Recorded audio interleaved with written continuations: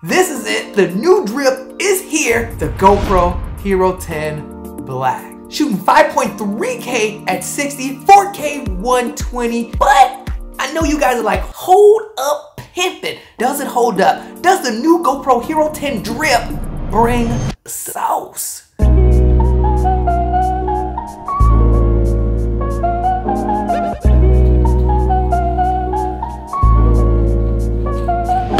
What is up, guys? It's Sky, and today we are talking GoPro Hero 10 Black. We are talking about the good, the bad, and the ugly, as well as if you should pick up one of these babies yourself, or if you already have one, should you upgrade? We're talking all that right now. But first, hit that like button because it helps out the channel a lot. And also hit that subscribe button if you are new because you are a boss, and we are on our way to 10K. So hit that subscribe button. Now, let's get into the juice. I have waited a long time for the juice, but first, we gotta talk about what is in the box. What's in the box, pimpin'? In the box, you're given a case, the GoPro Hero 10 itself, one battery, a charging cable, a mount, one screw, some stickers, and some cards. Now, you know what? Put this GoPro, pause, really big pause. GoPro, pimpin', what you doing? I was watching Peter McKinnon's video on the GoPro Hero 10. It sent me the new Hero 10 for free to review.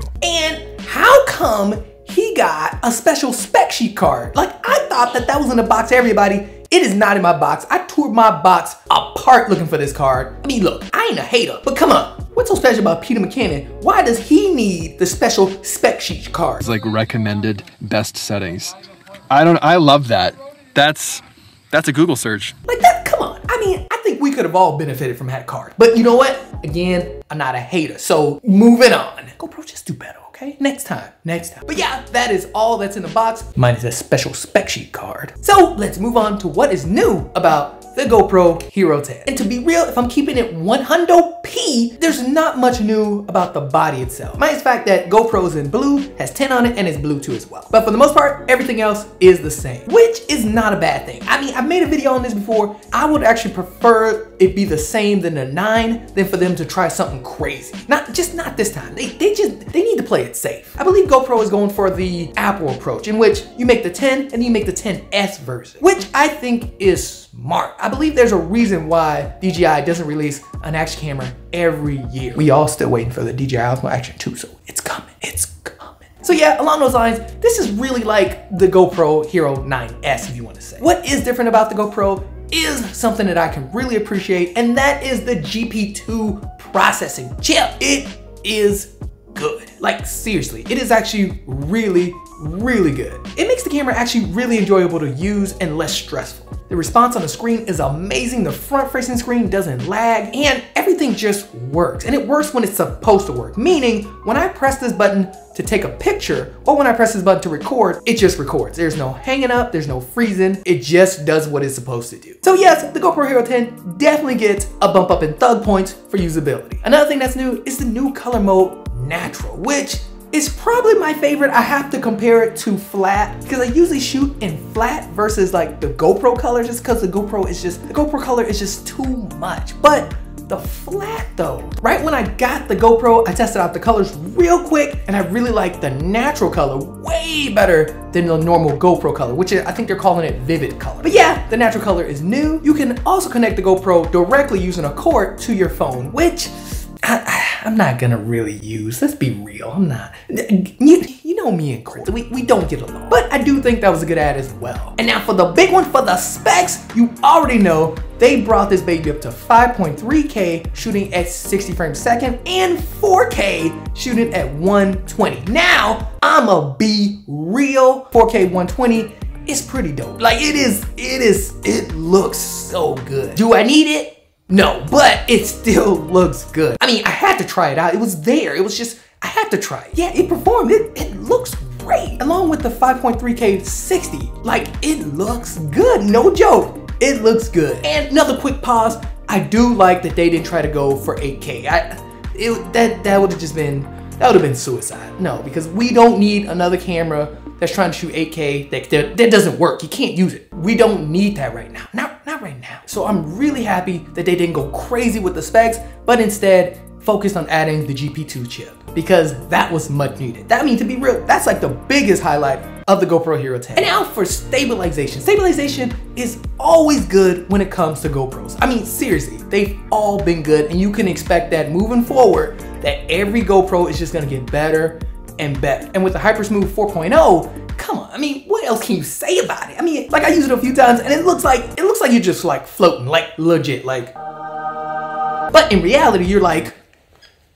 that's how good the stabilization is. To sum things up, for the good, we have stabilization, the new color profile, 4K 120, 5.3K 60, and the biggest one of them all, the GP2 chip. Oh, and one other thing that I actually really like that I guess could be a new spec too as well, because I don't remember seeing it on the GoPro Hero 9. I'm gonna have to double check, so don't quote me, pimpin', don't, which I think is genius. And that is the fact that the battery status changes depending on what mode you are in. So let's just say you're shooting 4K 120 and the battery's at 60%. If you change it to 1080 or to 4K 30, the battery status will bump up to about 80%. That is such, I mean, like I saw it and I was like, why don't all the cameras do this? Like, this is such a useful feat. All cameras should do this, like seriously. So yeah, that is all the good, but what about the bad? What is this thing just not good at? Glad you asked, pimpin'. Well, you know what? I summed it up to like 3 things,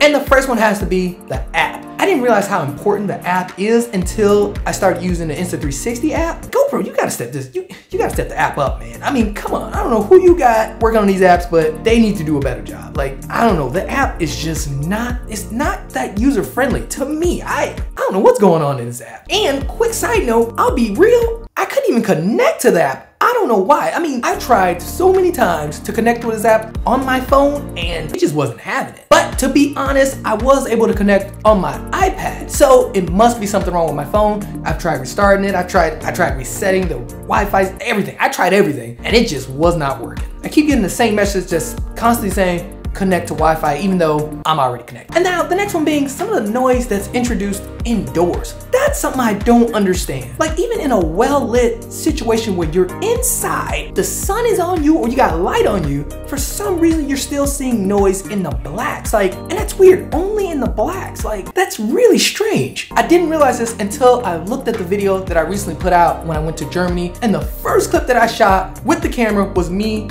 inside this room wearing a black shirt, and yeah, you could just see it. You could see all this weird noise. Like, it's not even like, it doesn't even seem like low light noise. It just seems like noise. So yeah, the app, indoor noise, definitely a con. And wait, I'm trying to think. I thought there was like one more. Let me think about it. You know what? I'm gonna just go ahead and say price, because it is higher in price than the GoPro Hero 9 was, which I kind of don't understand. But then inflation, you know what I mean? So I get inflation, so I kind of get it. So okay, taking the price off the table, maybe it's just those 2 things. Oh, I know what it was. I know what it was. When I reviewed the Hero 9, what I complained about the Hero 9 was the fact that you cannot switch screens. You have to have them on at the same time, and I don't understand that. Like, and I'm only talking about for like vlogging. When I want to use the front-facing screen, I do not want the back-facing screen on, right? I mean, I really like, over here. Look, so let's just take the DJI Osmo Action for example. Turn it on, hey, look, the front facing screen's not on. But see, they messed up where they should have actually made it where you can see what's actually going on here, like the status. But what was genius and what they did was you can press the button and boom, now the front facing screen is on, but the back screen is not on. That is genius! Like GoPro, you should do the same thing. You should not, there's no reason to have both screens on. That's just to me pimping. I don't see the point. I think it's a waste of batteries. You don't need both screens on at the same time. And now, if you're one of those people who do need both screens on at the same time, then this should just be an option for you to just have all screens on at all times. Think about it like this. I'm out vlogging, I'm like this. Now, the person who's walking this way, I mean, I'm already nervous. I'm already like, shoot, looking weird. I'm a guy with a camera, talking to the camera, talking to myself, putting it up on YouTube. And then I got the other people walking by like, oh, he's a guy on camera, he's weird, talking to himself. He's probably gonna put it on YouTube. Like, I don't want that much information out. I don't want them to see how it looks. Like, it's okay if they see me vlogging, but I don't want them to see me vlogging. If you catch what I'm putting down, pimpin'. And now for the ugly, or well, maybe not the ugly, but for something that's kind of weird. So one of the things that's a little odd to me is that I noticed that when you shoot in 5K 30, you get a lot more noise than when you're shooting in 5K 60.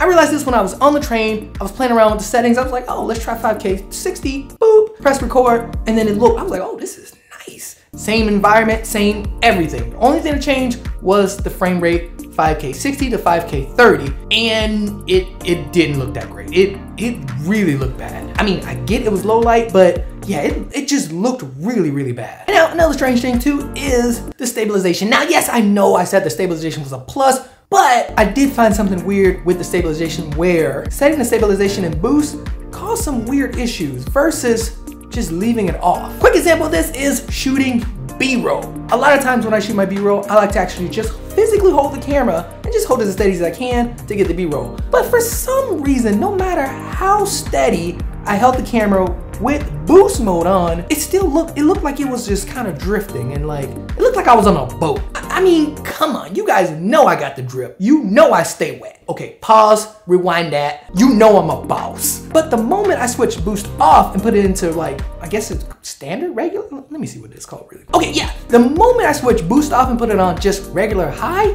it was fine. Like there was no issues with the drifting, nothing. So yeah, that is another weird thing to be on the lookout for. Hold up, quick pause again. I have seen a lot of internet videos talking about the GoPro Hero 10 overheating. I haven't had that problem at all. Like, I'm gonna be honest, it hasn't overheated at all for me. And I was shooting long clips. So yeah, I don't know what these people are talking about. But yeah, it is something to be aware of. I just wanna throw that out there. I have not experienced this problem though.